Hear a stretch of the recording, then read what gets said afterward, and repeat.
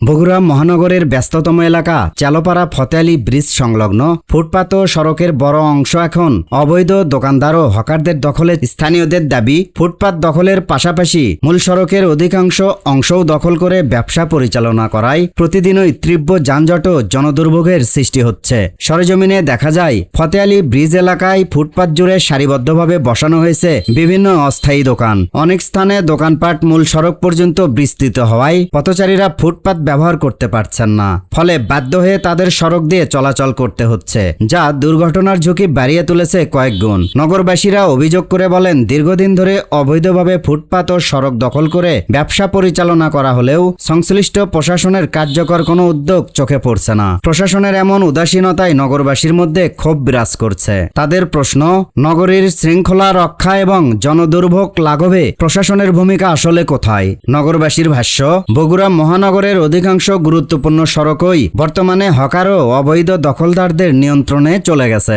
এতে একদিকে যেমন যানজট বৃদ্ধি পাচ্ছে, অন্যদিকে নগরীর সৌন্দর্য ও স্বাভাবিক চলাচল ব্যবস্থা মারাত্মকভাবে ব্যাহত হচ্ছে। উল্লেখ্য, এর আগে মহানগর প্রশাসকের পক্ষ থেকে ঈদের পর অবৈধ ফুটপাত দখলকারীদের বিরুদ্ধে অভিযান পরিচালনার কথা জানানো হয়েছিল। তবে ঈদ শেষ হলেও এখন পর্যন্ত দৃশ্যমান কোনো পদক্ষেপ না নেওয়ায় হতাশা প্রকাশ করেছেন নগরবাসী। নগরবাসীর মতে, বগুড়া মহানগরের দীর্ঘস্থায়ী যানজট নিরসন এবং সাধারণ মানুষের নির্বিঘ্ন চলাচল নিশ্চিত করতে অবৈধ দখলমুক্ত ফুটপাত গড়ে তোলার কোনো বিকল্প নেই। তারা দ্রুত অবৈধ দখলদারদের উচ্ছেদ কার্যকর ও নিয়মিত অভিযান পরিচালনার জন্য সংশ্লিষ্ট কর্তৃপক্ষের হস্তক্ষেপ কামনা করেছেন।